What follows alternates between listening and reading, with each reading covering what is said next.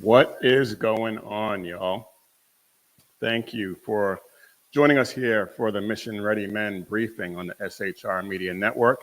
Today is Thursday, April 10th, the year of our Lord 2025, and we have a ton to get through today. I don't even know if we're going to get through it all, frankly. We have more on the tariff drama. We have leftists who actually think that violence and murder is acceptable against people with whom they disagree, as if we didn't already know that. But now we have evidence. And we may be witnessing the beginning of George Floyd, the sequel. So we have that and a lot more to get to if we have time. But thank you for joining us here on the Mission Ready Men briefing on the SHR Media Network. And you can follow this show on all the socials at Mission Ready Men on Facebook, Instagram, Twitter, all the socials, Truth Social, even TikTok for the time being. And if you like the shirt I'm wearing, head over to missionreadymen.com. Click Shop 7 Armors. Check out all the merch that we have there, and check out all the merch, all the stuff. Missionreadymen.com. Click Shop 7 Armors. Okay, business is out of the way, so let's get after it. Now, I don't want to say I told you so, but I told you so. And what I mean by that is I told you to keep calm. I told you to continue the march because when I was last with you, I told you about how the market was up shortly after I said that. Pretty much, it took a big hit. But then yesterday, China and everyone who was freaking out about the tariffs and everything, they fell for the okie doke. They fell for the okie doke. Now, in hindsight, it was obvious. It was obvious what he was doing. It was so obvious. But, and I'll explain that here in a second. But he pretty much telegraphed the plan, and nobody picked up on it, myself included. But he and Bessent and Lutnick kept telling everyone, don't retaliate, stay calm, just let us do what we're doing, and let us negotiate, and we'll figure it out. And China didn't see what was happening. They retaliated with a 34% retaliatory tariff, and then Trump fired back with an additional 50%. And China responded. They retaliated with another 84% to match what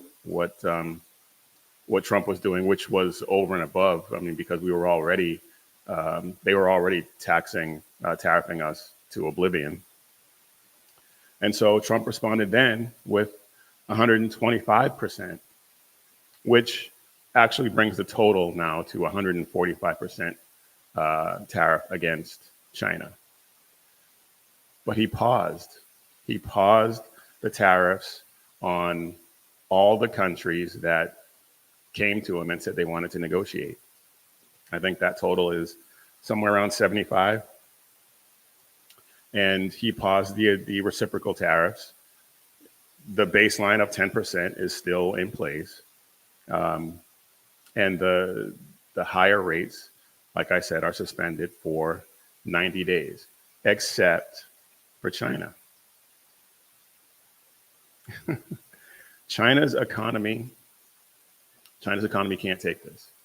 They have a lot of people, but their economy is, I heard it described, I believe, by Gordon Chang and maybe others, as a paper tiger. They really don't have, they can't compete against us in this thing.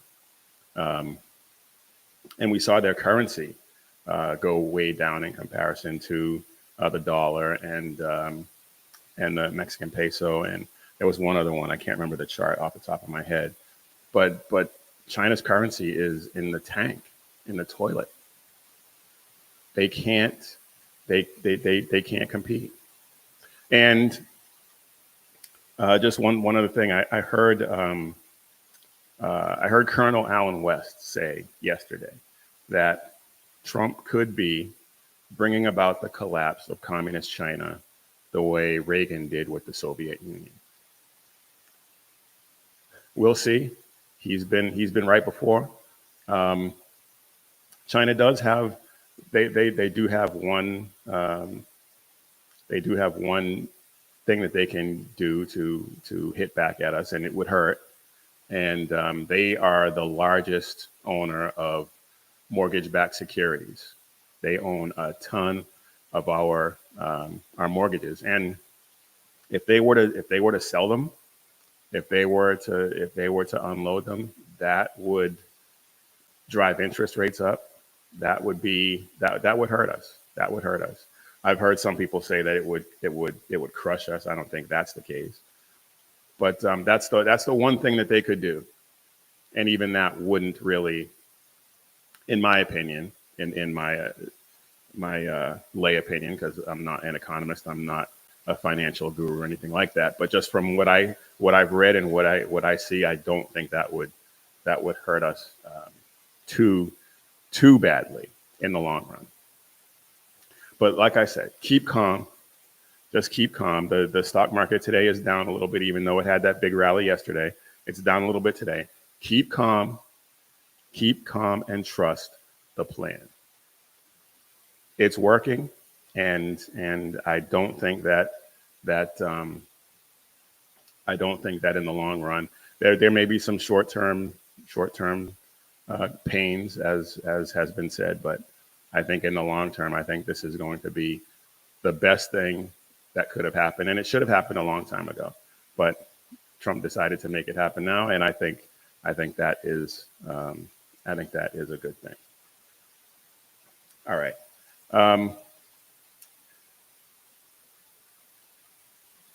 One of the biggest things, aside from the tariff drama that jumped out at me since we were last together, and I think this story might have dropped before that, but I didn't have a chance to get to it the last time. But leftists, a study has come out saying that people who identify as on the left think that killing Trump in particular, but killing your political opponents is justified. And this is supposed to be the party of tolerance. But they've always been violent. You can go all the way back to the Weather Underground back in the 70s, and I believe that was the 70s, maybe. Yeah. Either way, go back to the Weather Underground and all those leftist terrorist organizations that committed all those crimes. They've always been violent in their politics. They try to say that political violence is more prevalent on the right in conservative circles, but I don't see any evidence of that, because the studies that they point to, they say all this, but they never have any specific instances. They point to individual cases where the perpetrator of the crime might be considered conservative, but then they don't provide a motive, or they admit that no real motive had been determined, as in the case with I believe it was Gabby Giffords. The police admit the investigation turned up no motive other than that the perpetrator was a lunatic. And they like to cite studies that determine that right-wing and Islamist violence far outpace left-wing violence. But again, they never cite any circumstances or instances of right-wing violence. Yeah, they talk about Charlottesville, and they talk about January 6th as the largest single act of political violence in recent memory, completely forgetting about the Summer of Love in 2020 that lasted for nearly a year, that caused billions of dollars in damage, cost numerous people their lives. Atrocious acts of senseless violence caught on camera. While the protest on January 6th lasted for a couple of hours and had no real impact on how the country progressed after that.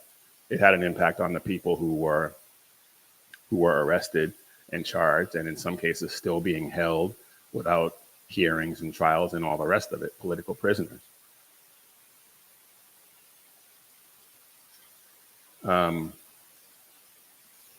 Well, that's not true. Trump pardoned all those people and released them. So that's not entirely true, but you get my point. Political violence on the left is their stock in trade.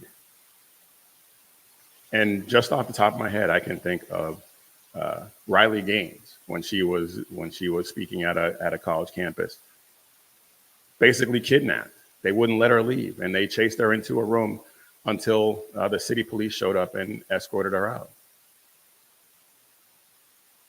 You never hear about conservatives doing anything like that.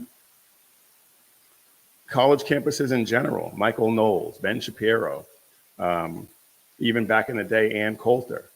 I think that was during Trump's first presidential campaign when she was a big Trump supporter. And then just recently at UC Davis with Brandon Tatum, where these masked, presumably Antifa people came in and just started destroying their setup, trying to steal equipment and all the rest of it.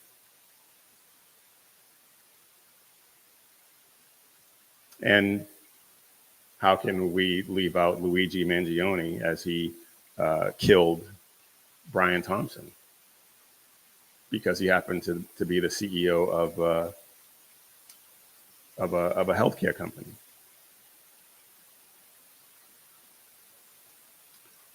When you believe that your opponent is a Nazi, any level of violence is acceptable, up to and including murder. This study, I'll have a link to the story up in the show notes. Let's see if we can pull it up here and show you real quick, because this is actually just insane. There we go.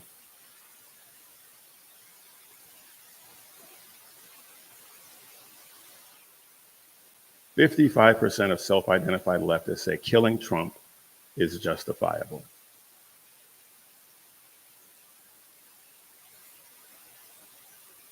Killing anyone, unless it's to protect your own life or the life of someone else, is never acceptable, is never justifiable.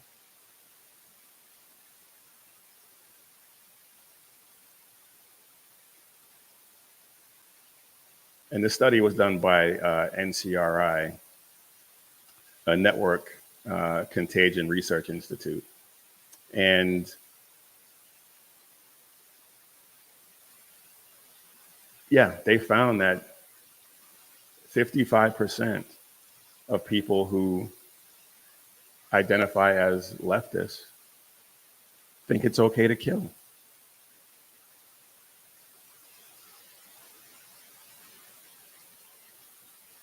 So, and the left will, they like to tout that they're these tolerant, these tolerant people, but they're not. The only time they're tolerant of you is if you agree with them. And make no mistake, they are Marxists. They are communists. They are authoritarians. They're totalitarians. And Karl Marx himself, the one who they follow, whether they know it or not, a lot of them probably really don't. But Karl Marx himself advocated violence. Every communist totalitarian regime has committed violence on an astronomical scale. They've committed atrocities to keep control of their subjects. And we say all the time, the left's, their one quest is for power and control. And so why wouldn't they feel justified in killing people who disagree with them? Why wouldn't they? And don't forget, it wasn't that long ago that leftists on CNN and MSDNC and all the other American Pravda outlets floated the idea of re-education camps. Even the harpies on The View, I shouldn't say even, of course they would say this, talked about re-education camps for conservatives. What does that sound like? So yeah, if you are an outspoken conservative, as I always say, keep your head on a swivel. Keep your head on a swivel, because I've said this numerous times.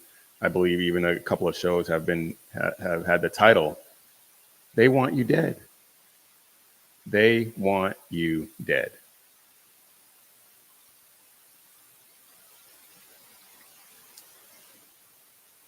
All right. Speaking of somebody who they wanted dead, and that was kind of a clumsy segue, but you'll understand here in a second. Here in Texas, I'm sure you've heard about the murder at a track meet of Austin Metcalf by a guy whose name I'm not going to say, even though we all know what his name is. Maybe I'll say, we'll see. I'll think about it. But this is something that I didn't get a chance to address in the last time we were together, but I do want to address it because I think it's important. The murderer was under the wrong school's tent in the rain, but Austin Metcalf told him that he couldn't sit there, he needed to move. And the murderer's immediate reaction was to stand up and say, reach for his knife in his bag and say, touch me and see what happens. Now, Austin Metcalf was a high school linebacker, by all accounts, a star football player. Looks like a fairly large kid for 17.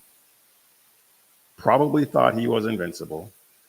I'm sure didn't think that the kid was going to pull out a knife and stab him.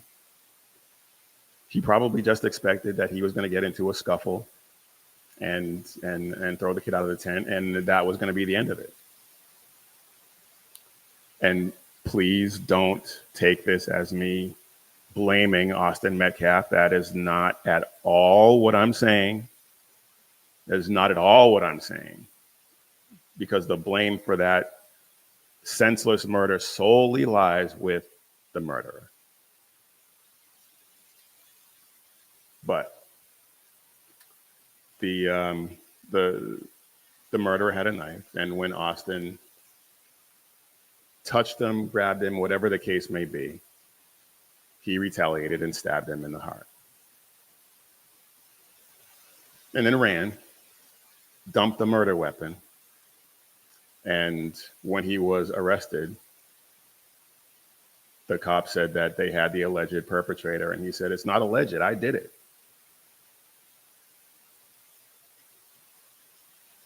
I'm not sure if he had been Mirandized when he said that. Um, but then he asked if what he did could be considered self-defense. This was straight up murder. This was murder. And I believe a case can be made that it was premeditated.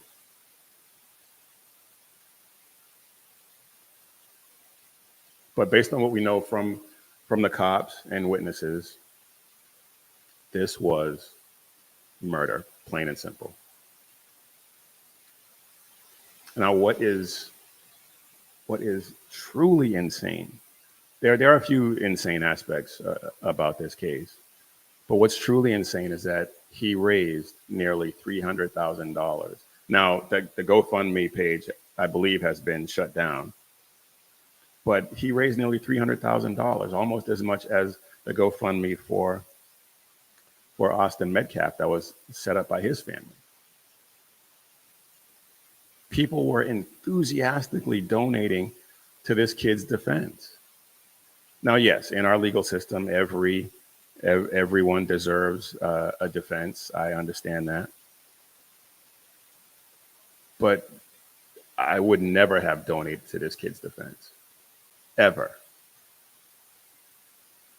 Get a public defender. Pay for your own lawyer.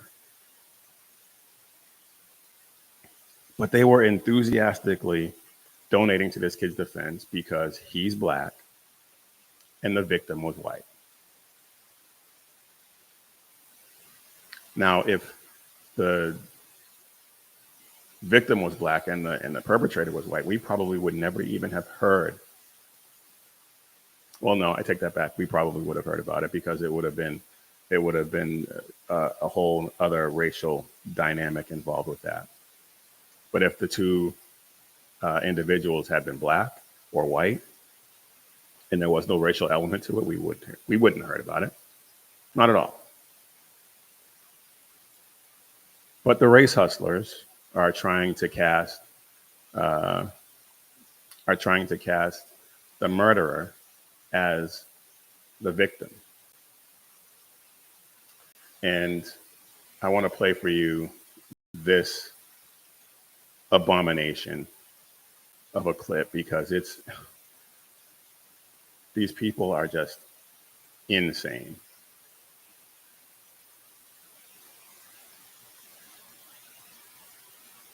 Oh, that's not what I wanted to do.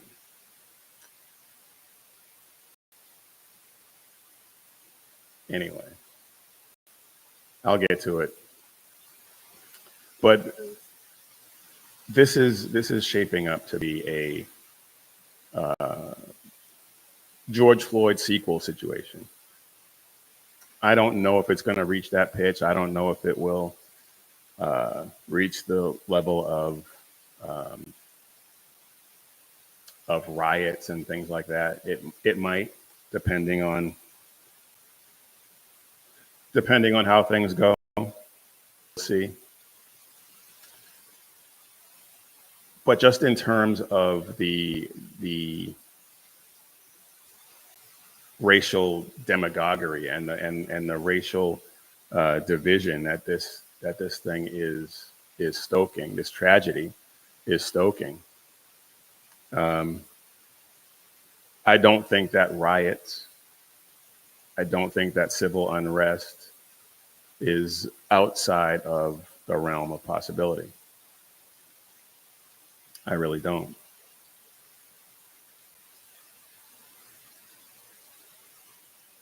So yeah, let's take a listen to this and then we'll talk about it a little bit more before we move on.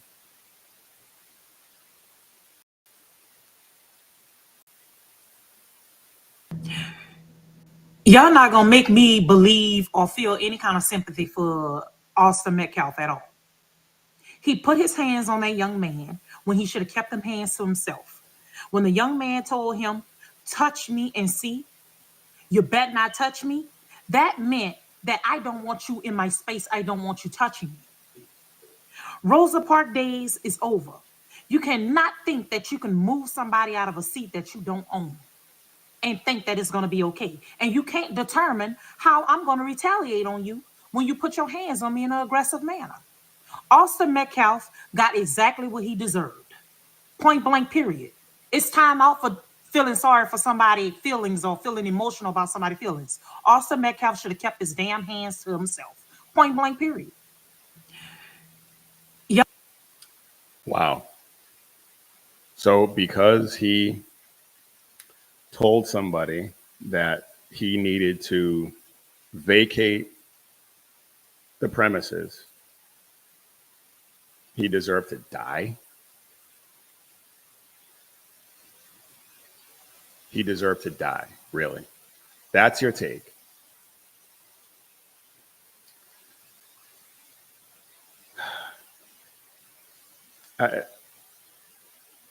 Casting the murderer as the victim in this case,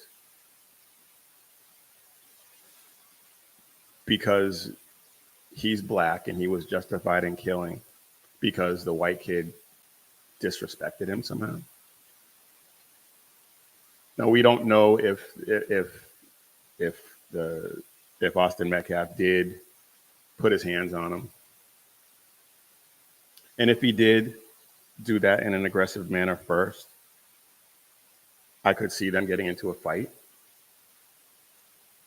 And I mean, it shouldn't happen, but it does happen. And so may the best man win. But pulling a knife and stabbing somebody because, I mean, that's cowardly, frankly.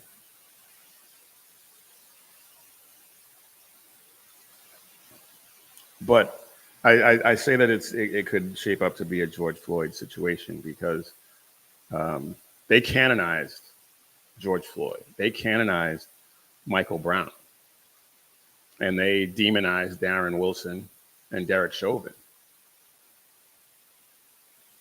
Darren Wilson lost his job as a police officer. He's basically living in exile right now. Derek Chauvin's in prison unjustly.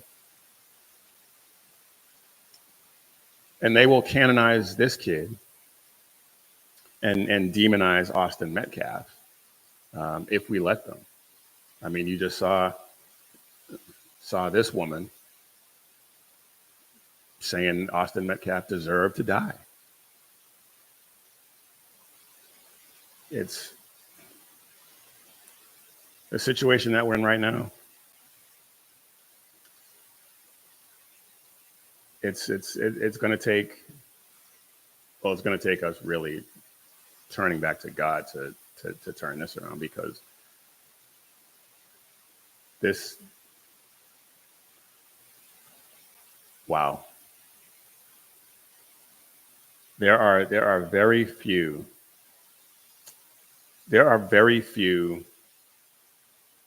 criminal acts that deserve, or there are very few acts that can be perpetrated against somebody that I could say deserve, or that person deserves to die.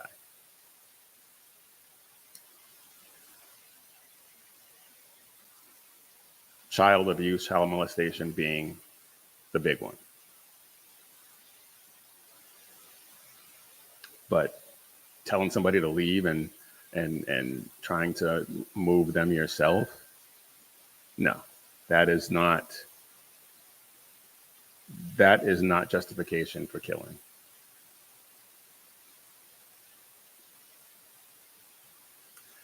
All right, we got a few things I want to get to, but first. I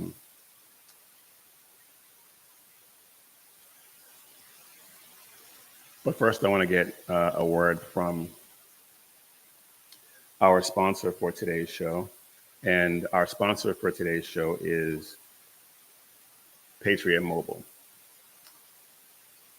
And now more than ever, it is important for us as Christians, as patriots, to support companies and organizations that share our values. And voting, as important as it is, just isn't really enough. Patriot Mobile shares our beliefs, and then they do something about it. Patriot Mobile, and I haven't met the people who run Patriot Mobile, but I do know just from my experience with them after switching from one of the big carriers to Patriot Mobile, that it's an experience that you put it this way, you won't be disappointed. You won't be disappointed in any way, because they have great customer service. The people that you deal with speak English. There's no language barriers like we dealt with when we were trying to switch. It's just a great company all the way around. And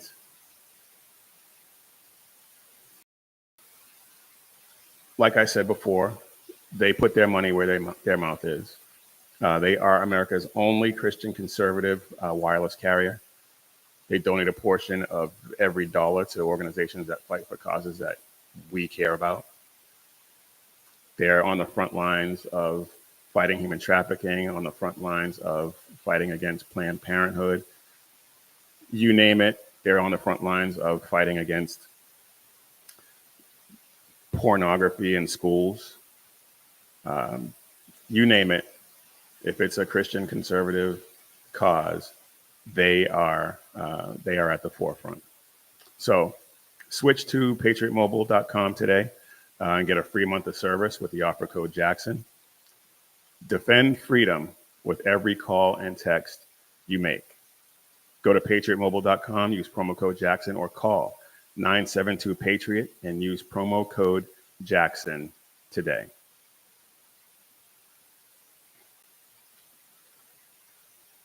All right.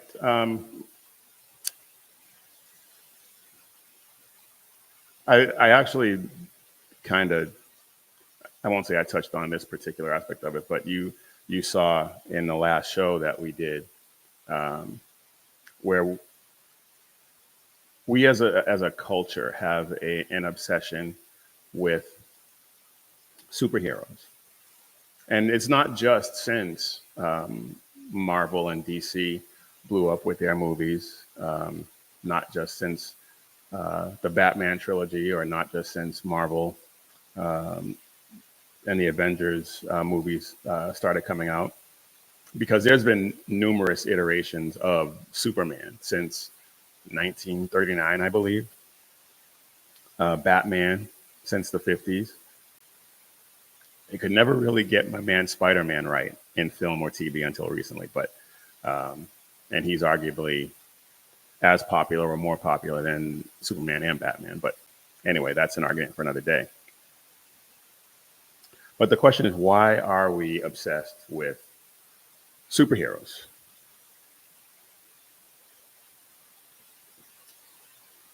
Superheroes capture our imaginations as kids, and they play into our inherent desire, our imaginations, and our inherent desire to be brave, to fight the bad guys, to fix everything, to get the girl, and to be smart. Many of them are portrayed as super geniuses: Spider-Man, Batman, Black Panther, Iron Man, Mr. Fantastic. You could go down the list of all of them that are supposed to be of these superior intellects. we're fascinated with their ability to get out of pretty much any impossible predicament. We're fascinated with their ability to solve any seemingly impossible problems. And so we're captured by that, and we read the comic books, and we watch the TV shows, and we watch the movies, and watch the heroes prevail, even though in some instances they may initially fail, they may initially have some setbacks, but we're fascinated with their ability to overcome.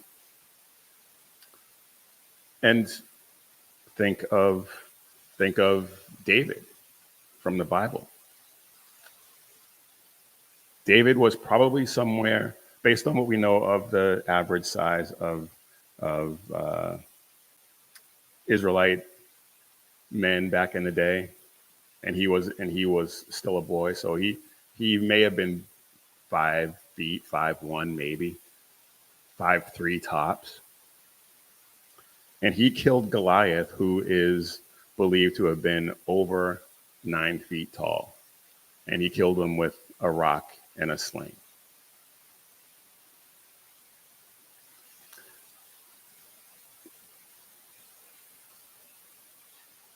God tells us all the time throughout the Bible to not be afraid, to trust him. And at 5'3", going up against a guy who was nearly twice his height, and who knows how much he outweighed him by. That's superhero stuff right there. So the point is, when God is with you, who could be against you? God was with David, and a monster, a 9-foot monster like Goliath, had no chance. Had no chance. Like I said, when God is with you, no one can be against you. You can't fail, and you have absolutely nothing to fear.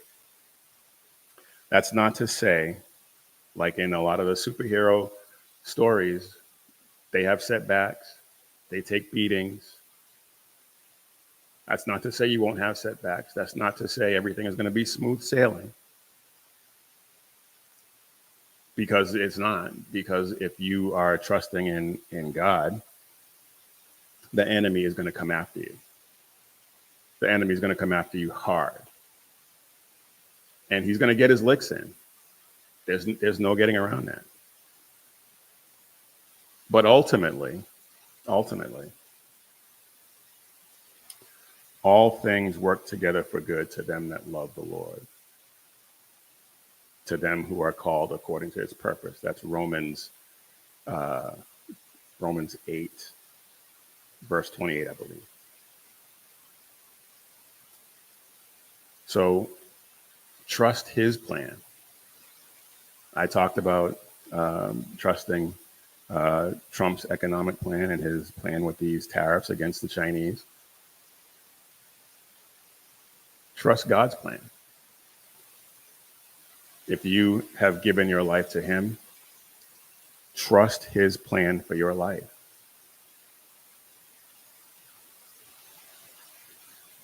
Like I said, it's not going to be, it's not some magical panacea that your life is going to be sunshine and roses and rainbows for the rest of your life. It doesn't work that way.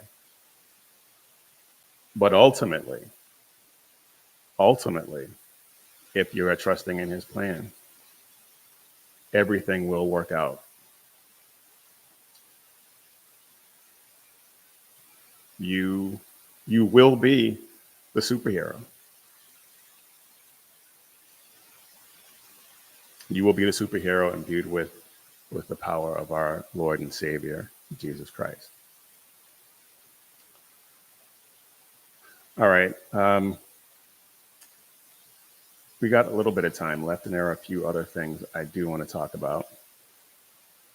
Um, I get so caught up in national news that sometimes I forget about the things that are going on right in my local community here in Texas. And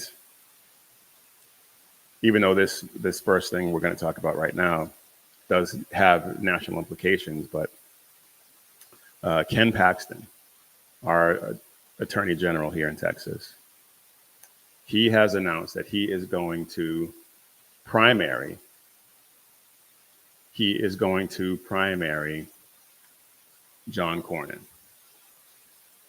And a lot of stories talk about how John Cornyn voted with Trump 90+% of it, 92% of the time, I think. And he was, even though he opposed some of the things that Trump did, ultimately, when it came down to voting, he was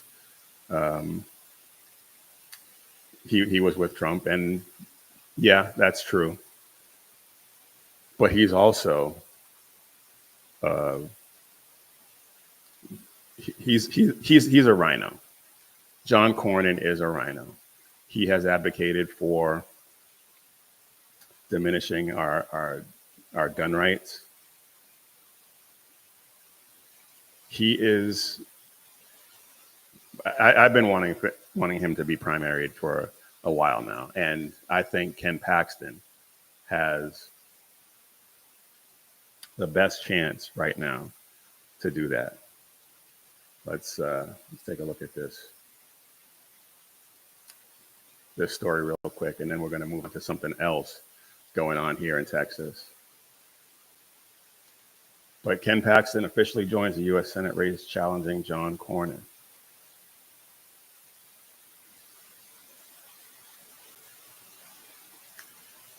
Paxton's candidacy, I'm just reading a bit from this story right here. Paxton's candidacy poses the most serious threat to Cornyn's political career in decades. His political career shouldn't even last decades, but I digress. It would mark a watershed moment for the Texas GOP's factional struggle if Paxton, not long removed from an array of career-threatening legal battles and impeachment by his own party, managed to topple Cornyn, a mainstay of Texas politics, who had an early hand in the state's Republican takeover and reached the upper rungs of Senate GOP leadership. John Cornyn, I can't remember exactly how many years he's been in the Senate, but he's been there for at least 3 terms, maybe 4. Time for him to go. Term limits are long overdue. Let's see, anything else good in here?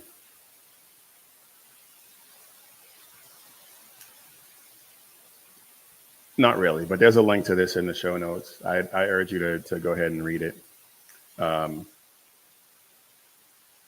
Ken Paxton is going to make a fantastic senator for the state of Texas.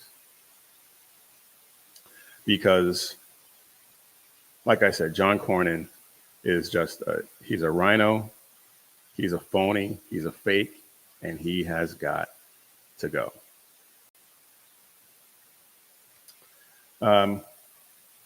One other thing that's happening here in Texas, and this is perhaps even more important, is Epic City.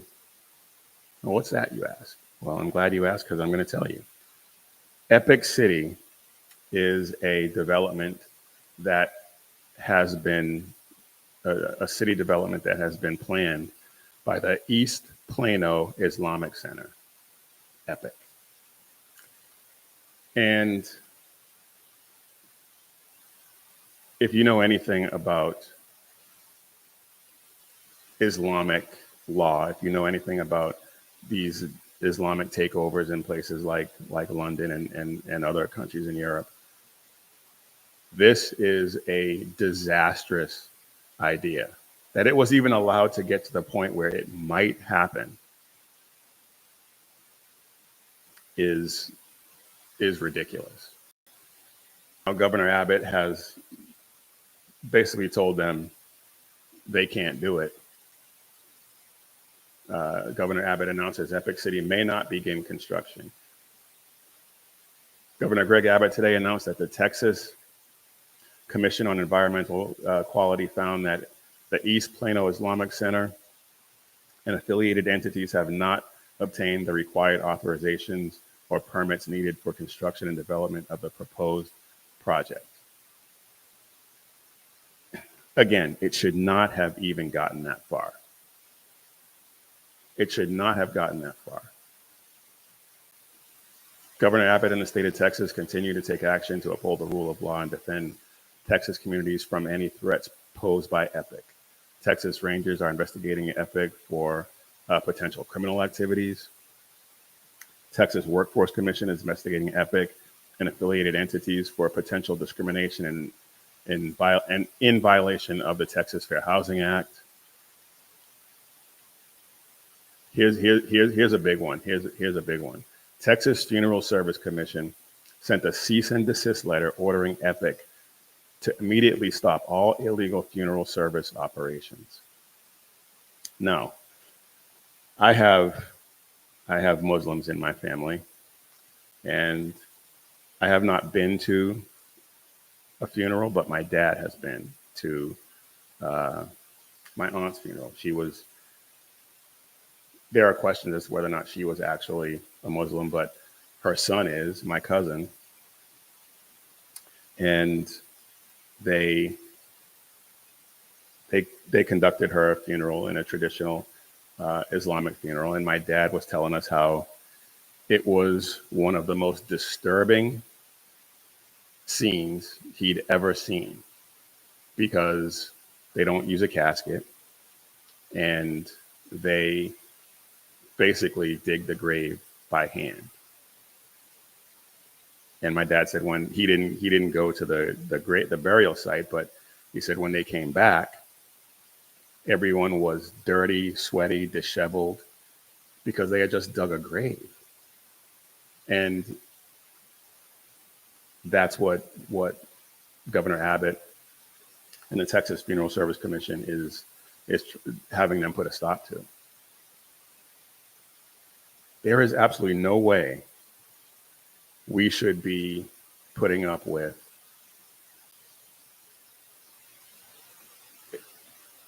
an Islamic city being built anywhere in the United States.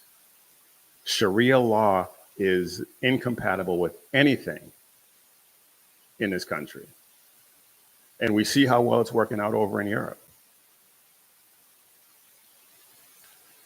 We cannot allow that to happen here. And I'm glad that Governor Abbott is putting a stop to it. I wish it would be a little more forceful than this, but this is a start, and so I'll roll with it. But I'm going to keep an eye on this Epic City, because this can't happen. And I'm curious as to how many other developments like this are being developed in other parts of the country. That's completely unacceptable. Completely unacceptable. All right. A couple other things. We talked about China earlier, and China is an atheist state. They want you to worship China. They want you to worship Xi Jinping rather than anything else. They outlaw pretty much all religions. And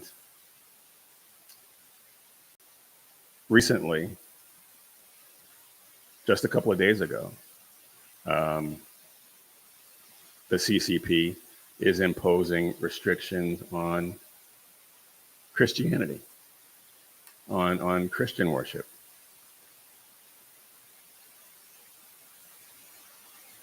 And they've already, I mean, there've already been crazy restrictions on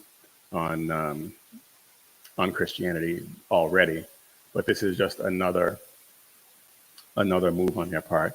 They're imposing severe restrictions on Christian missionary activity in the country, arguing loyalty to the party usurps all other beliefs and credos. Wow.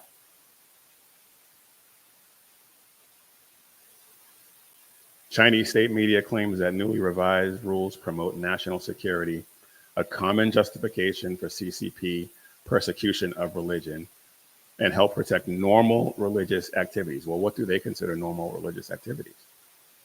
Referring to activities run under strict government oversight as part of state-run religious institutions. Now, I haven't heard this in a while, but I vaguely remember hearing that China has basically rewritten the Bible, and any Christians who want to worship have to use the CCP's version of the Bible. I can't remember exactly where I heard that. I'll have to do some research and dig it up.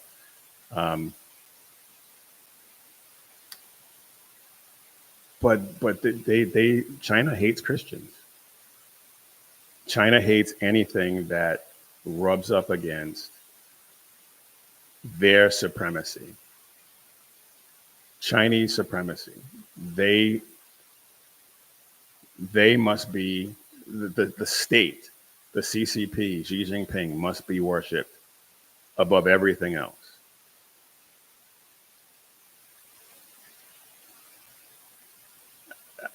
Why we do any, I know why we do business with them. I understand that intellectually, but it's just, and this is good. This ties back into what I talked about earlier in the show when with all the tariffs imposed against China, because what's happening is it's not just us that's levying tariffs against China. All the other countries that are negotiating now with the United States in terms of their tariff policies, they're levying tariffs against China. Basically, President Trump has gotten the entire world to gang up on China. I think that's fantastic. Between that and now their attack on Christianity, good. Relegate them to the dung heap of totalitarian regimes. As I mentioned earlier, I hope that President Trump does. I hope that Colonel West is right, and that President Trump does collapse the CCP. That would be an accomplishment that no one could take away from. Of course, the people who like China, like Eric Swalwell and the rest of them, they'll probably have some issues with that. But anyway, I want to move on real quick and get you out of here on this, because this this story is just ridiculous, just utterly ridiculous. And you may or may not have heard about this, but scientists have brought back the dire wolf. Now, those of you who watch Game of Thrones know what a dire wolf is. Otherwise, you may not know, but it's a species of wolf that has been extinct for, I believe, 10,000 years. And they brought it back by extracting DNA from dire wolf remains and then They didn't use that DNA to recreate it. What they did was they examined it, and then they rewrote the DNA in the of a wolf, because so much of it was similar. There was only a few, not a few, I can't remember exactly. It says here in the story, they rewrote some sequences, then implanted embryos into an actual wolf and bred 3 direwolves, 2 male direwolves named Romulus and Remus, and 1 female named Khaleesi, a Game of Thrones reference. But come on. The company that's doing this is saying that they're trying to repair the damage that humans have done to the planet. Well, excuse me. This species went extinct 10,000 years ago, long before any industrialization on the planet took place. There was a reason this species went extinct, and it has nothing to do with us. Bringing it back seems like an unbelievably stupid idea. Unbelievably stupid idea. And I know people like to say, well, haven't you seen Jurassic Park? You know this doesn't work out. But even aside from the humor in that, the law of unintended consequences always prevails. And the unintended consequences of bringing this species of wolf back is they're going to reap the whirlwind on this one. They're already talking about, if you read this article, that's going to be in the show notes, they're already talking about how these wolves display instincts that are far more excessive than what you see in wolves today and things like that. This species of wolf had an area that was 10,000 square miles or something like that, and they're keeping these wolves in this 2,000-acre pen so they can be studied. That seems like an epically bad idea. This just seems like a bad idea all around. And they're talking about bringing back species like the woolly mammoth and some other extinct species. Really? I don't get it. I don't get it. It seems stupid. And we will find out just how stupid, I think, in the not too distant future. Anyway, folks, that is all I got for you this time. I will try to do better on the next one, but please remember to like and subscribe and share these videos, because we want to continue to spread the gospel of Jesus Christ and the message of hope and liberty to as many people as we possibly can. Because we want to preserve it. We want to preserve what we have for future generations. And just so you know, I forgot to mention this earlier, but I am Big E, and you have been watching or listening to the Mission Ready Men briefing on the SHR Media Network, where you can catch Sackhead Sean with the Edge of Liberty every Monday and Wednesday at 8 p.m. Pacific, 11 p.m. Eastern. The Reverb Common Sense with Jersey Joe every Monday and Friday at 9 p.m. Eastern, 6 p.m. Pacific. And BZ, the Bloviating Zeppelin, on the Berserk Bobcat Saloon every Tuesday and Thursday at 11 p.m. Eastern, 8 p.m. Pacific, which means he will be on tonight. You can catch his show again at 11 p.m. Eastern, 8 p.m. Pacific. Like, subscribe, share all of those guys' great shows. And again, pray for us that we have a breakthrough. We want to reach as many people as we possibly can, like I said, to preserve what we have for future generations. And if you like the shirt I'm wearing, head over to, and I forgot to take this off. If you like the shirt I'm wearing, head over to missionreadymen.com, shop 7 Armors. And check out this design, this Tree of Liberty design. The quote by Thomas Jefferson: "The tree of liberty must be refreshed from time to time with the blood of patriots and tyrants."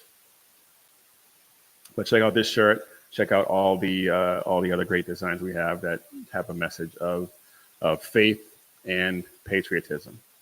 MissionReadyMen.com. Shop 7 Armors. And as always, when seconds count, the police are only minutes away, but the Lord is right there with you. So keep your prayers going up and your head on a swivel. God bless.